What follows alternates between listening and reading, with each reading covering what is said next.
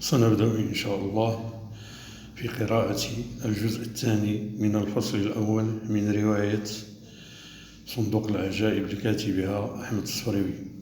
Nous allons entamer la lecture de la deuxième partie du premier chapitre de l'œuvre intitulée La boîte à merveilles de son auteur Ahmed Sfrioui. Ala barakatillah.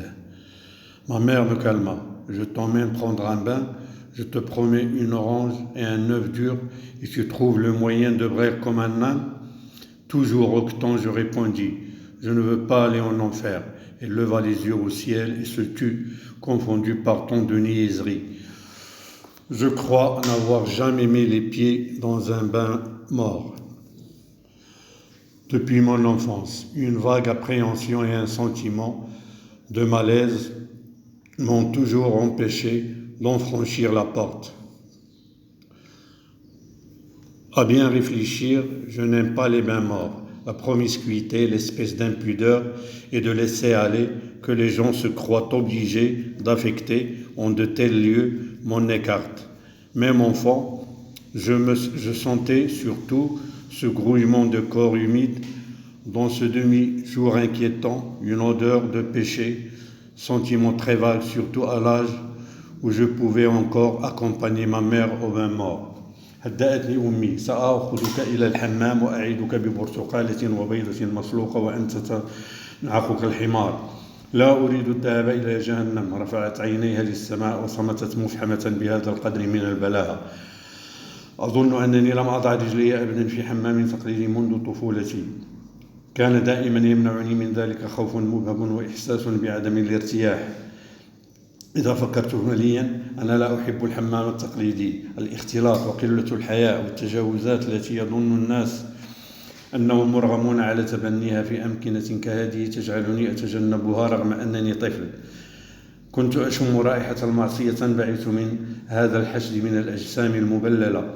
إحساس مبهم خصوصا في السن الذي كان بإمكاني مرافقة أمي إلى الحمام.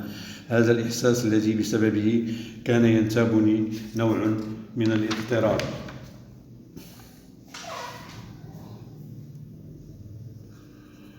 Dès notre arrivée, nous grimpâmes sur une vaste estrade couverte de nattes. Après avoir payé 75 centimes à la caissière, nous condensâmes notre déshabillage dans un tumulte de voix aiguës, un va-et-vient continu de femmes à moitié habillées, déballant de leur énorme baluchon des cafetans et des mansouria, des chemises et des pantalons, des haïks à glands de soie d'une éblouissante blancheur. Toutes ces femmes parlaient fort, gesticulaient avec passion, poussaient des hurlements inexplicables et injustifiés. Je retirais mes vêtements et je restais tout bête, les mains sur le ventre, devant ma mère lancée dans une explication avec une amie de rencontre. Il y avait bien d'autres enfants, mais ils paraissaient à leur aise, couraient entre les cuisses humides, les mamelles pendantes, les montagnes de baluchons, fiers de montrer leur ventre ballonné et leurs fesses grises.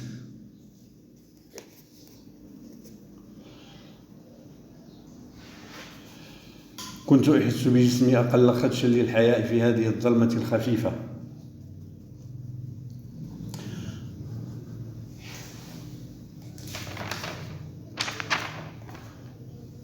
بمجرد وصولنا صعدنا فوق منصة واسعة مغطاة بالحصير. بعد أداء الواجب بدأنا خلع ملابسنا وسط ضوضاء أصوات مرتفعة ووسط ذهاب وإياب نساء نصف عاريات يخرجن من رزم ضخم ملابسهن. كل هؤلاء النساء كن يتكلمن بصوت مرتفع وبحركات كلها حماس وكن تطلقن صرخات لا مبرر لها. خلعت ملابسي ومكثت كالأبله يدي فوق بطني أمام والدتي التي كانت تتحدث مع صديقة التقت بها. كان هناك أطفال آخرون لكنهم كانوا يبدون مرتاحين. كانوا يجرون بين الأفخاذ المبللة والأسداء المتدلية وبين جبال من الرزم فخورين بإظهار بطونهن المنتفخة وأردافهن الرمادية. Je me sentais plus seul que jamais. J'étais de plus en plus persuadé que c'était bel et bien l'enfer. Dans les salles chaudes, l'atmosphère de vapeur, les personnages de cauchemar qui s'y agitaient, la température, finirent par m'anéantir. Je m'assis dans un coin, tremblant de fièvre et de peur. Je m'assis dans un coin, tremblant de fièvre et de peur. Je me demandais ce que pouvaient bien faire toutes ces femmes qui tournoyaient tout au courant dans tous les sens, traînant de grands seaux de bois débordant d'eau bouillante qui m'éclaboussaient au passage. Ne venaient-elles donc pas pour se laver? Il y en avait bien une ou deux qui tiraient sur leurs cheveux, assises, les jambes allongées, protestant d'une voix haute, mais les autres ne semblaient même pas s'apercevoir de leur présence et continuaient leur éternel voyage avec leur éternel seau de bois. Ma mère, prise dans le tourbillon, émergeait de temps en temps d'une masse de jambes et de bras, me lançait une recommandation ou une injure que je n'arrivais pas à saisir et disparaissait. Devant moi, dans un seau vide, il y avait un peigne en corne, un gobelet de cuivre bien astiqué, des oranges et des œufs durs. Je pris timidement une orange, je l'épluchai, je la suçai pendant longtemps, le regard vague.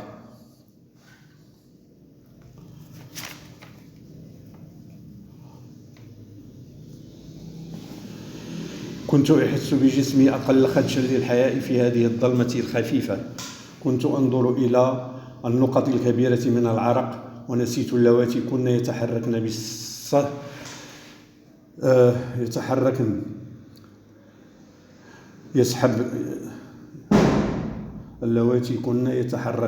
نسيت الأسطول الخشبية وسفرهن الغير مبرر حول الغرف. ضغطتني أمي وغطستني في سطل مليء بالماء وغطت رأسي بصلصال معطر، ورغم صراخي ودموعي أغرقتني تحت سيل من الشتم والنار، وأخرجتني من السطل وألقت بي كعلبة في أحد الزوايا واختفت من جديد في الزوبعة. لم يدم يأسي طويلا. أدخلت يدي في سطل المؤونة وأمسكت ببيضة مسلوقة كنت أعشقها بطريقة خاصة. لم أتمم قزم أصفارها حتى ظهرت أمي من جديد ورشتني تباعا بالماء المغلي ثم بالماء البارد، ولفتني في منشفة وحملتني وأنا نصف ميت إلى منصة الرزم حيث الهواء المنعش. سمعتها تقول للمكلفة بالصندوق: Lalla Thomas.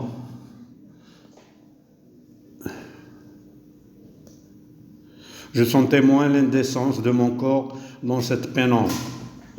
Je le regardais se couvrir de grosses gouttes de sueur et je finis par oublier les femmes qui s'agitaient, leur seau de bois et leur voyage inexplicable autour de la pièce. Ma mère fondit sur moi, il me plongea dans un seau d'eau, me couvrit la tête d'une glaise odorante et malgré mes cris et mes larmes, me noya sous un flot d'injures et de feu. Il me sortit du seau, me jeta dans un coin comme un paquet disparu de nouveau dans le tourbillon. Mon désespoir dura peu, je plongeai la main dans le seau à provisions et je pris un œuf dur, gourmandise dont j'étais particulièrement friand. Je n'avais pas encore fini d'en grignoter le jaune que ma mère réapparut de nouveau, m'aspergea alternativement d'eau bouillante et d'eau glacée, me couvrit d'une serviette et m'emporta à moitié mort à l'air frais sur l'estrade au baluchon. Je l'entendis dire à la caissière: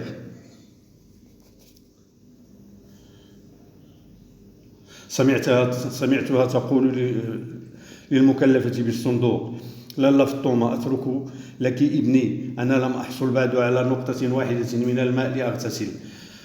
البس يا رأس البصلة، خذ هذه البرتقالة لتشغلك. وجدت نفسي وحيدا ويدي فوق بطني الملتهب وأنا أكثر بلاها من أي وقت مضى وسط هؤلاء المجهولات ورزمهن الباضخة. أتت أمي ولفت رأسي في منشفة وعقدتها تحت ذقني وزودتني بأنواع شتى من الوصايا، وابتلعها باب الغرف الساخنة المقابلة والتي كان ينبعث منها أنواع من الضجيج. انتظرت حتى المساء فوق المنصة. أخيرا التحقت بأمي وهي تبدو منهكة وتشكو من آلام رأس فظيعة. من حسن حظي فإن هذه الحصص من الحمام كانت نادرة، لا لأنني كنت أشكل لها عبئا ثقيلا. Lalla Thomas, je te laisse mon fils. Je n'ai pas encore une goutte d'eau pour me laver. Et à moi, habille-toi tête d'oignon, voici une orange pour t'occuper. Je me trouvais seul, les mains croisées sur mon ventre, en flammes, plus bête que jamais, au milieu de toutes ces inconnues.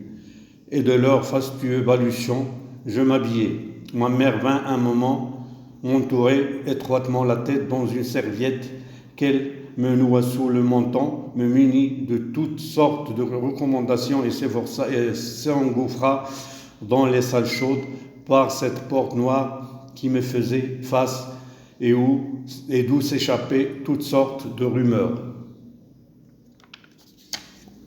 J'attendais sur l'estrade jusqu'au soir. Ma mère finit par venir me rejoindre, l'air épuisé, se plaignant de violents maux de tête. Heureusement, pour moi, ces séances de bain étaient assez rares. Ma mère ne voulait point s'embarrasser de l'enfant empoté et maladroit que j'étais. أثناء غيابها كنت أنشغل بحماقات الخجولة. كنت أجري في الدرب حافي القدمين وأنا أقلد إيقاع جري الخيول وأنا أصهل بفخر. في بعض الأحيان كنت أفرغ صندوق العجائب فوق الأرض وأعد كنوزي. كنت أنتشي بزر عاد من الخزف. كنت ألمس بأصابع هذه المادة باحترام بعدما كنت أحدق فيها ماليا، ولكن ذلك الشيء كان يحتوي على عنصر لا يمكن إدراكه لا بواسطة النظر ولا بواسطة اللمس. كان يحتوي على جمال لا يفسر، كان يذهلني. كنت أحس بعدم قدرتي على التمتع به. كنت أوشك أن أبكي عند إحساسي بهذا الشيء الغريب اللامرئي والعنيد من حولي دون أن أقدر على تذوقه بلساني، رغم أنه كان له ذوق قادر على إسكاري. هذا كان يتجسد في زر من الفخار ويمنحه روحا وتأثير الطلسم. كان صندوق العجائب يحتوي على كثير من الأشياء المختلفة. كنت الوحيد الذي يدرك معناها. كويرات زجاجية، قفل صغير دون مفتاح، مسامير برؤوس ملونة، محبرات فارغة، أزرار مزينة وأخرى غير مزينة، كانت بعضها من مادة شفافة ومن المعدن ومن الصدف. كل واحد من هذه الأشياء كان يحدثني بلغة. كانوا أصدقائي الوحيدين بالطبع. كانت لدي علاقات في عالم الأسطورة مع أمراء شجعان وعمالقة ذو قلب حنون، ولكنهم كانوا يسكنون الأركان المختبئة من مخيلتي. أما فيما يتعلق بكويرات الزجاج والأزرار والمسامير فكانوا موجودين هنا وفي كل لحظة في علبتهم المستطيلة، على استعداد لينقذوني في ساعات حزني. Le lendemain,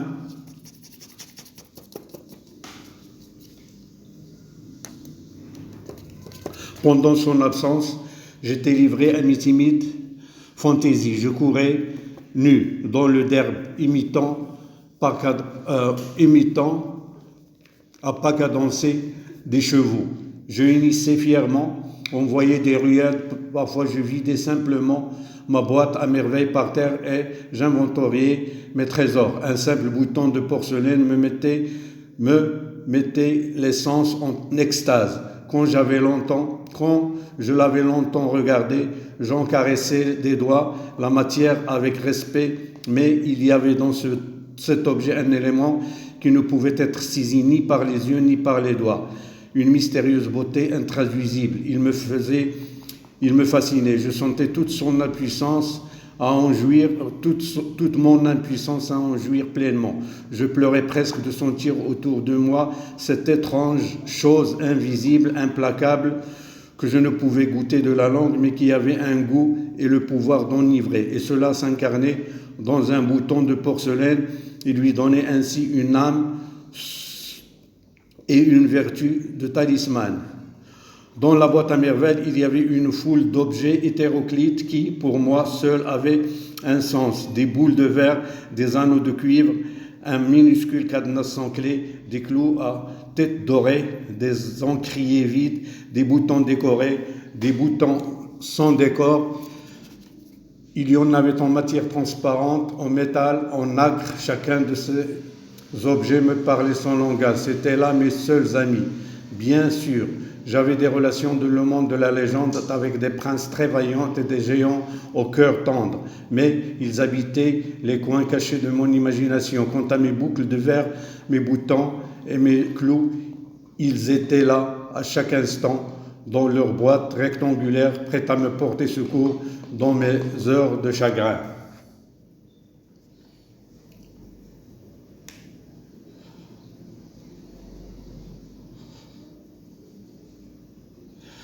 صبيحة اليوم الموالي للحمام كانت أمي لا تفوت الفرصة لسرد التعاليق المفصلة المليئة بالمستملحات والملامح الرائعة. كان تقليد حركات شريفة معروفة في الحي كانت تقلد حركات شريفة معروفة في الحي وتقلد مشية جارة لا تحبها وتتحدث بإطراء عن المكلفة بالصندوق أو تثور ضد المدلكات الوسيطات أمهات المصائب اللواتي ينصبن على الزبونات دون أن يوفرن لهن ولو نقطة من الماء. كان الحمام التقليدي طبعا مكان القيل والقال والنميمة تتعرف فيه على نساء لا يسكنون الحي. بقدر ما كنا نذهب إلى الاستحمام كنا نذهب إليه للاطلاع على ما يجري وما يقال. يحدث أن تتغنى امرأة ببيتين ليدشن ضيوعهما في الحي. أكثر من مرة شهدت أمي شجارا حقيقيا.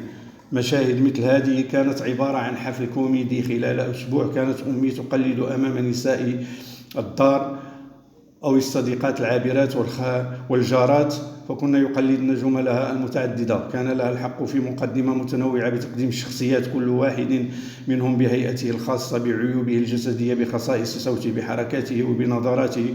كنا نشاهد نشوء الدراما وتطورها وبلوغها أقصى حدودها لتنتهي بالعناق أو بالدموع.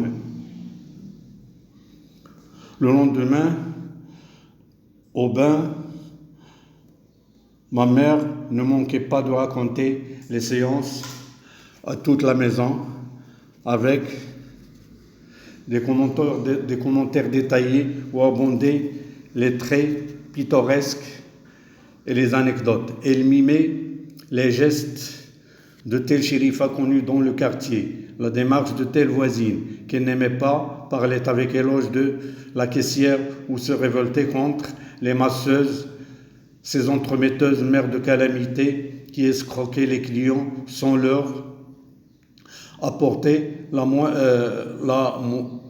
moindre goutte d'eau. Le bain mort était naturellement le lieu de potin et de commérage.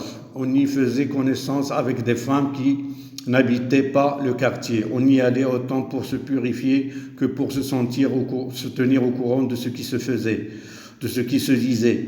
Il arrivait qu'une femme chantât un couplet et le couplet faisait ainsi son entrée dans le quartier. 2 ou 3 fois, ma mère assista à de vrais crépages de chignons. De telles scènes donnaient matière à des galas de comédie. Pendant une semaine, ma mère mimait devant les femmes de la maison, les amis de passage et les voisines, les disputes et ses phrases multiples. On avait droit à un prologue suivi de la présentation des personnages, chacun avec sa silhouette particulière, ses difformités physiques, les caractéristiques de sa voix, de ses gestes et de son regard. On voyait naître le drame, on le voyait se développer, atteindre son paroxysme et finir dans les embrassades ou dans les larmes. Ma mère remportait auprès des voisines un gros succès. Je n'aimais pas beaucoup ces sortes d'exhibitions. L'excès de gaieté de ma mère était, pour moi, lié à de fâcheuses conséquences. Le matin, débordante d'enthousiasme, il ne manquait jamais le soir de trouver quelques motifs de querelle ou de pleurs. كانت أمي تحرز نجاحا كبيرا عند جاراتها.